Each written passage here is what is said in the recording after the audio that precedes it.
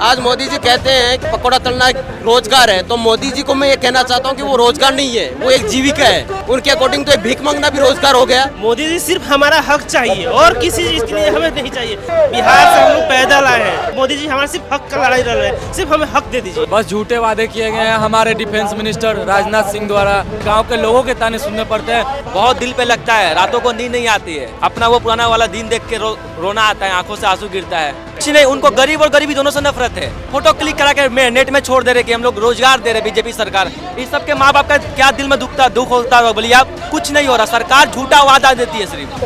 देखिए, सरकार तानाशाह हो गई है। जो उसके खिलाफ सरकार के बोलता है, या तो उसे आतंकवादी बताया जाता है, या तो उसे देश का गद्दार बताया जाता है। लेकिन वास्तव में जो सत्ता में बैठे वही गद्दार हैं, जिनका आजादी में कोई योगदान नहीं है। आजादी से लेकर आज तक जिसने इस देश के लिए कोई कुर्बानी नहीं दिया, वो आज अपने आप को देशभक्त कहता है। वो नहीं चाहती है कि रोजगार पे कोई चर्चा करे, वो नहीं चाहती कोई बेरोजगारी पर बात करे, वो नहीं चाहती कोई भ्रष्टाचार पर चर्चा करे। उसको बस मंदिर और मस्जिद में लड़े, हिंदू मुस्लिम आपस में लड़े। सरकार का यही एक मेन मुद्दा है। सरकार जाति धर्म देखकर अपने लोगों को बैठा रही है। सारे में आरएसएस बैठे रहे, कॉलेज यूनिवर्सिटी में आरएसएस के लोग जा रहे हैं। हिंदुस्तान का युवा समझ चुका है ये सबसे बड़े धूर्त लोग हैं। तमाम युवा हैं इधर।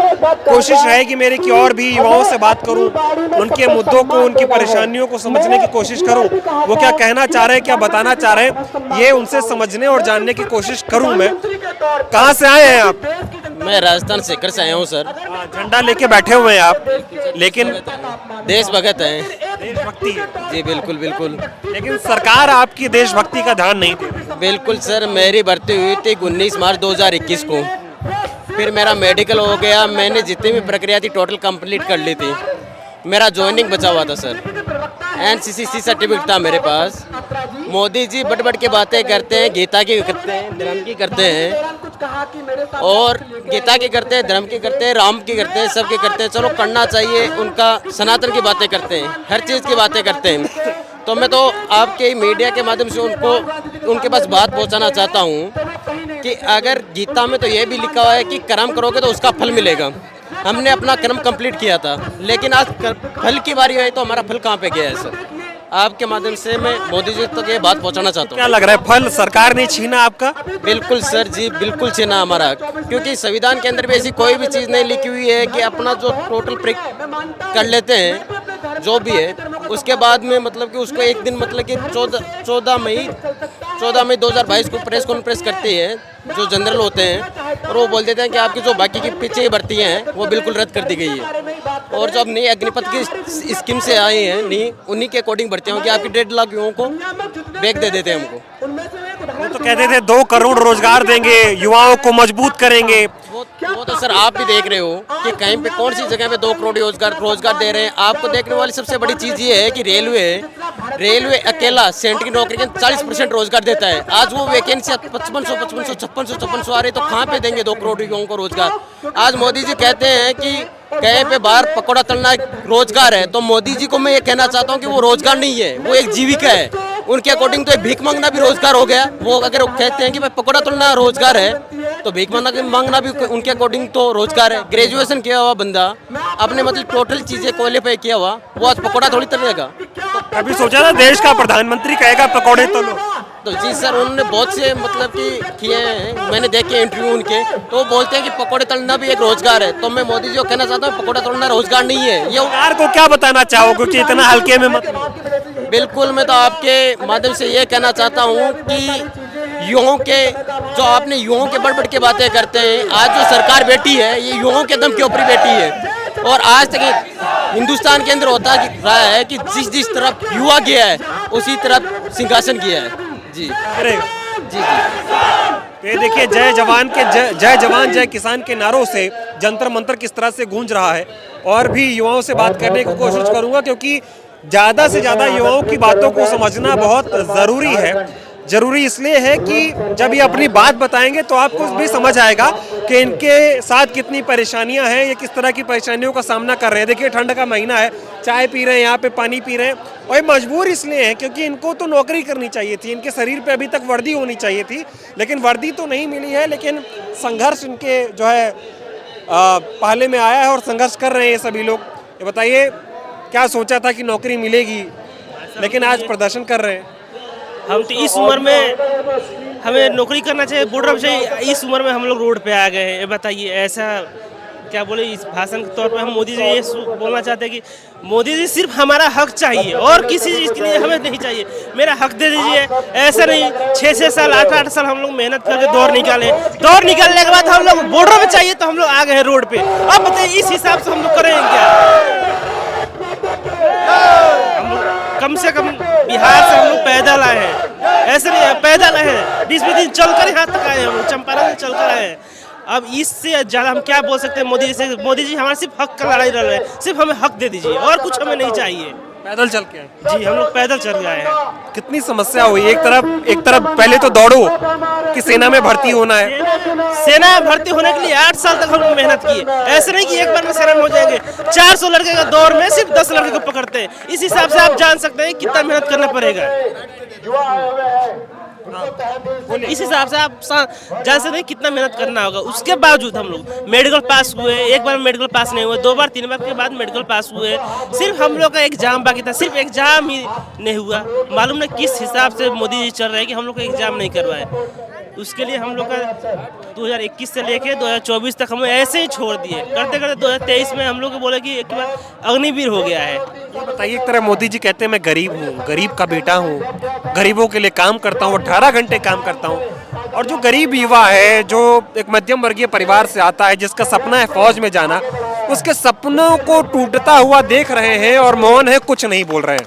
कैसे प्रधानमंत्री? आप देख सकते हो गरीब है, वो सब आदमी जानते हैं गरीब है। वो कितना गरीब है वो सब आदमी जानते हैं। हम लोग गरीब है कि वो गरीब है उनको खुद मालूम है। हम लोग रोड पे लेकर आ गए हैं, दौड़ निकालने के बाद 50,000-60,000 रुपये लोग देकर पढ़ाई करने के लिए गए थे कि पढ़ाई कर लेंगे। हम लोग का बाप किसान है, ऐसे नहीं कि हम लोग उच्च परिवार से हैं, किसान है। किसान के हिसाब से हम लोग जान सकते हैं कैसे हम लोग यही सपना देख रहे हैं कि आर्मी में हम लोग जाएंगे। बिना पैसे के लिए यही एक है कि आर्मी में हम लोग जाएंगे, अपने दम पे हम लोग आर्मी में जाएंगे, हमारा बैकग्राउंड अच्छा होगा। लेकिन मोदी जी ऐसे कर दिए हैं कि हम लोग का एग्जाम ही नहीं लिए। तो क्या बोलते हैं कि हम गरीब है। अब इस हिसाब से एनीथिंग सब आदमी जान सकते हैं कितना वो गरीब है कि हम लोग के इतना गरीब कर दिए हो। तो देश के विकास की बात करते हैं, 2 करोड़ रोजगार की बात करते हैं, तो दिखाई दे रहा है ना 2 करोड़ रोजगार कहाँ दिए हैं। 2 करोड़ रोजगार है तो हम लोग क्या यहाँ पे बैठते? हमें तो ऐसे शौक नहीं है कि आकर रोड पे बैठ जाएंगे हम लोग। तो कितना रोजगार दिए कितना नहीं दिए वो तो हर आदमी जानता है। जुमलेबाज क्या जी? मोदी जी जुमलेबाज ये नहीं, वो तो है ही है, झूठे हैं। पूरे के पूरे झूठे हैं। आपको लग रहा है कुछ उन्होंने अभी तक वादा किया हो और पूरा कर दिया हो? वो तो हम क्या पूरे बच्चे से पूछ ले कितना वादा किया और कितना पूरा कर दिए हैं। और एक आदमी के लिए वादा करके पूरा किए हैं तो हम बता सकते हैं। हम लोग का एग्जाम के लिए वो लोग बोले थे कि हाँ एग्जाम होगा। 3 साल ऐसे टरकाते रहे, 3 साल के बाद टरकाने के बाद बोले अग्निवीर हो जाएगा। हम लोग का एग्जाम ही नहीं लिए। समाज से कितनी परेशानियां झेलने को आपको मिली? कितना आपको परेशानी झेलने को मिली? पड़ोसी बोलता होगा कि देखो क्या कर रहा है, रिश्तेदार बोलते होंगे कि देखो क्या कर रहा है।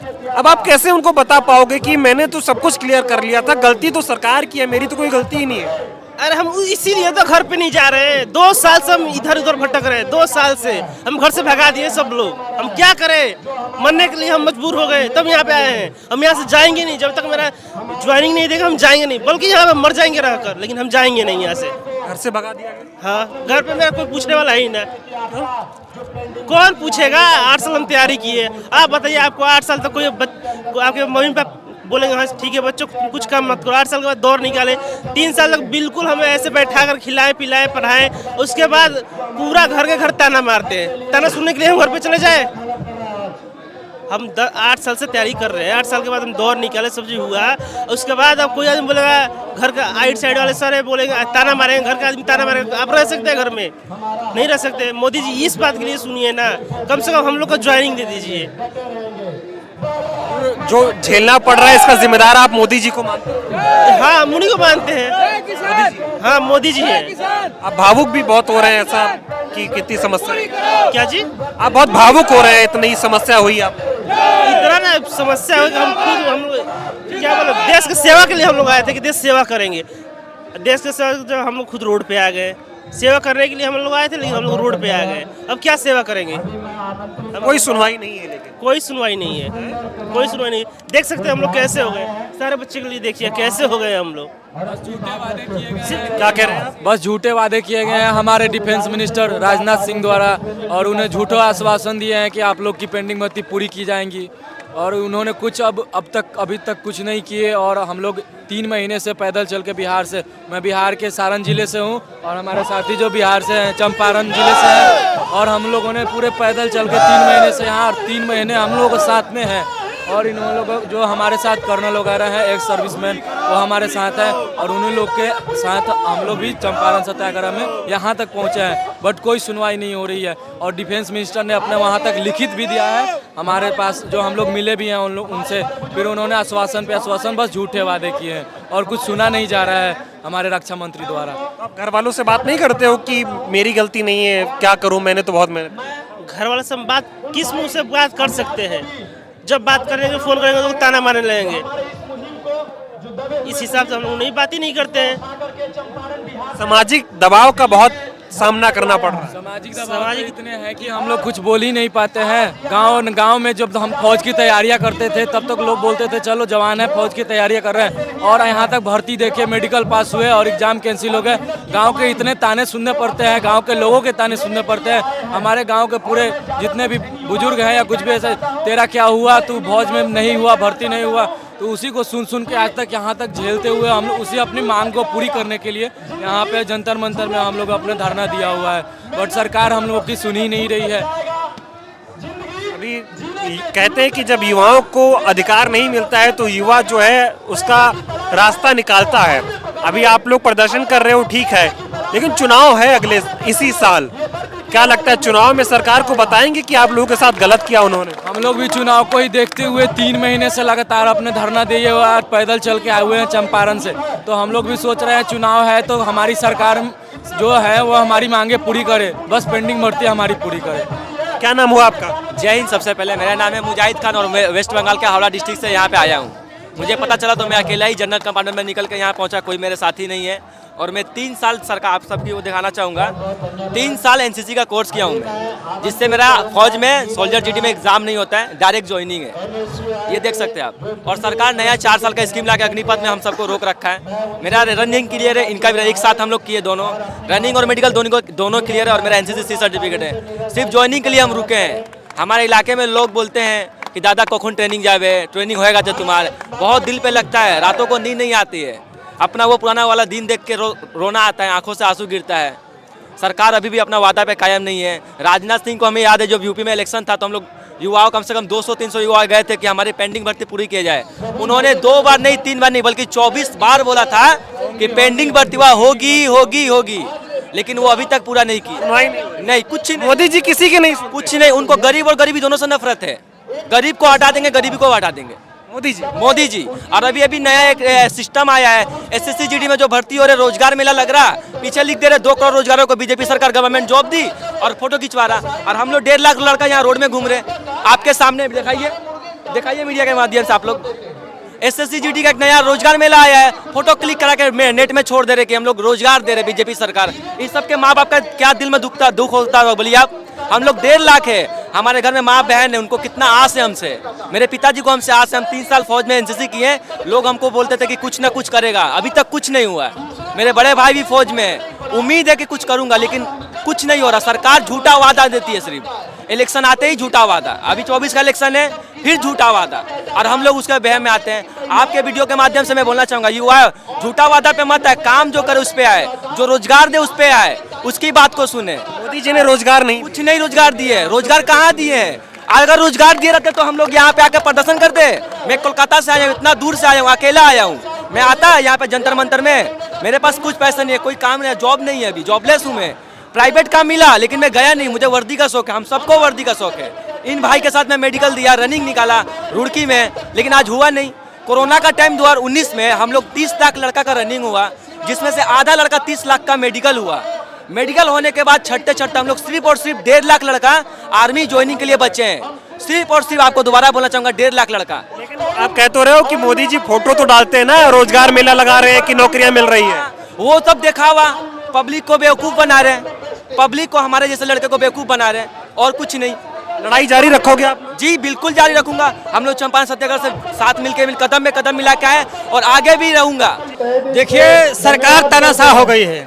सरकार अपने सत्ता के मद में इतना चूर हो गई है कि देश के युवाओं को बिल्कुल वो देखना ही नहीं चाहती है। जो उसके खिलाफ सरकार को बोलता है या तो उसे आतंकवादी बताया जाता है या तो उसे देश का गद्दार बताया जाता है। लेकिन वास्तव में जो सत्ता में बैठे वही गद्दार हैं, जिनका आज़ादी में कोई योगदान नहीं है। आज़ादी से लेकर आज तक जिसने इस देश के लिए कोई कुर्बानी नहीं दिया, वो आज अपने आप को देशभक्त कहता है। आज अमित शाह मंच पाता है, बोलता है भारत माता की जय, आओ हमसे मुकाबला करो ना, हम सच्चे देश के नागरिक हैं। हम बोलते हैं भारत माता की जय, मातृभूमि के लिए हम लड़ते हैं, ग्राउंड में मेहनत हम करते हैं। आज हमारी जिंदगी बर्बाद कर रहा है, हमारी नियुक्ति पत्र नहीं दे रहा है। बताओ कौन है, हमें क्या गुनाह हमने किया है? हमने देश के लिए मेहनत किया, हमने बॉर्डर पर अपने मातृभूमि की रक्षा के लिए जाना चाहते हैं, उसके बाद भी हमें नहीं जाना दिया जा रहा है। ऐसा कर क्यों रही है मोदी सरकार, क्या लगता है? मोदी सरकार सत्ता के मद में बिल्कुल चूर हो गई है। वो नहीं चाहती है कि रोजगार पे कोई चर्चा करे, वो नहीं चाहती कोई बेरोजगारी पर बात करे, वो नहीं चाहती कोई भ्रष्टाचार पर चर्चा करे। उसको बस मंदिर और मस्जिद में लड़े, हिंदू मुस्लिम आपस में लड़े। सरकार का यही एक मेन मुद्दा है, बाकी कुछ नहीं। 2014 में आए थे, बोले थे 2 करोड़ रोजगार देंगे, युवाओं को मजबूत करेंगे, सशक्त करेंगे, नया भारत बनाएंगे। 2014 में तो बोला था कि 2 करोड़ रोजगार देंगे, लेकिन 2 करोड़ रोजगार तो नहीं मिला, लेकिन 2 करोड़ भिखमंगा जरूर हो गए। आपको हर गली में हर मोहल्ले में 2-4 लड़का ऐसे मिलेगा जो दारू गांजा पीकर पड़ा हुआ है। यही मोदी जी की कामयाबी है, बाकी कुछ नहीं है। बोलते हैं कि मैं विश्व गुरु बनाऊंगा। 10 साल हो गया सत्ता में, एक बार भी प्रेस कॉन्फ्रेंस नहीं दिए। क्यों डरते हैं? बंद कमरे में फैसला लेते हैं और आम जनता पर थोप देते हैं। यही देश के प्रधानमंत्री हैं, इस देश का कायर प्रधानमंत्री है, जो सामने नहीं आता है, देश के लोगों से बात तक नहीं करता है कि हमारी मुद्दा क्या है। जो उसको पीछे से बताया जाता है वो आम जनता पर थोप देते हैं। लेकिन आप लोग तो जवान हो, देश की रक्षा करोगे, दौड़ निकाली, भर्तियां निकाली, नियुक्ति पत्र मिलना बाकी था, उसको भी रोक दिया। भाई यही तो सरकार का तानाशाही है। वो नहीं चाहती किसी को रोजगार मिले, वो चाहती है कि भ्रष्टाचार में, बेरोजगारी में इतना लुप्त हो जाए, लोग इतने भुखमरी से मर जाएं, जो कोई चर्चा ना करे, जो चाहे वही जिए, हिंदू मुस्लिम करे, हमें वोट करे। लेकिन अब ऐसा बिल्कुल नहीं होगा। कह रहे हैं कि आप ही लोगों के लिए 18 घंटे काम करते हैं। कहाँ बंद कमरे में करते हैं क्या? विदेशों का दौरा करते वहाँ करते हैं क्या? प्रधानमंत्री का सैलरी कितना है? 1,60,000 रुपया। एक दिन का खर्चा कितना है मोदी जी का? 1,50 लाख। महीने का कितना हुआ? 45 करोड़। किसी का बाप का घर से पैसा आता है क्या? जनता का पैसा है, हमारा पैसा है, हमारा टैक्स है। तुम अपने लिए 45 करोड़ महीने में खर्चा करते हो, और जो बॉर्डर पर मरता है उसके लिए कुछ भी नहीं।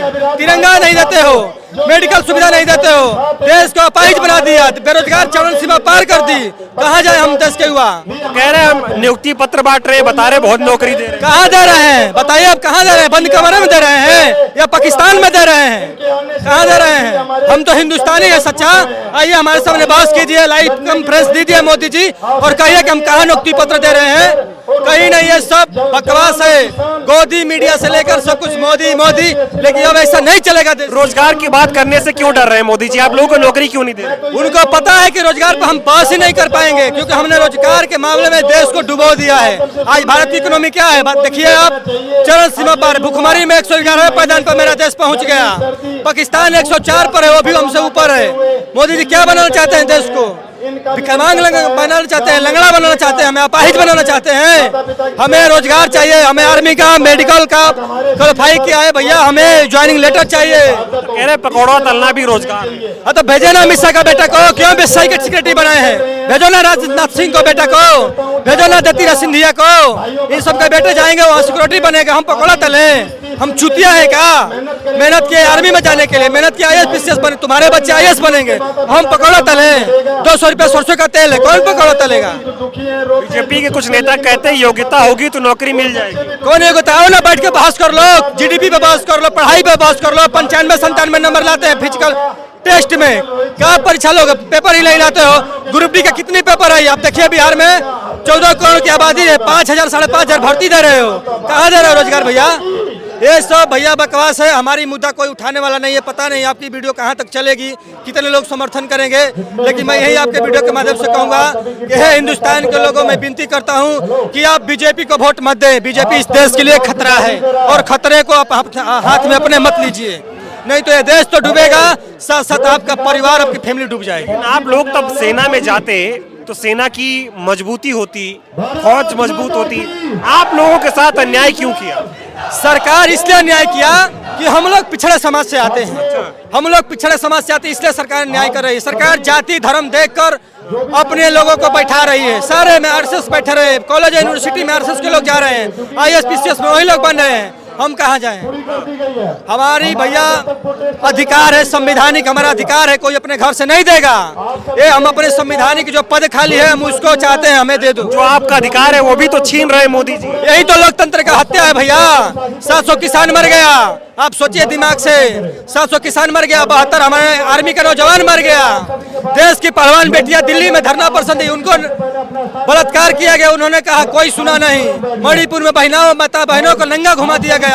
क्या है देश का बताइए? कोई चर्चा कर रहा है? कोई चर्चा नहीं कर रहा है। सब सोचा हमारा पेट भर रहा है, लेकिन हम ऐसे नहीं होने देंगे।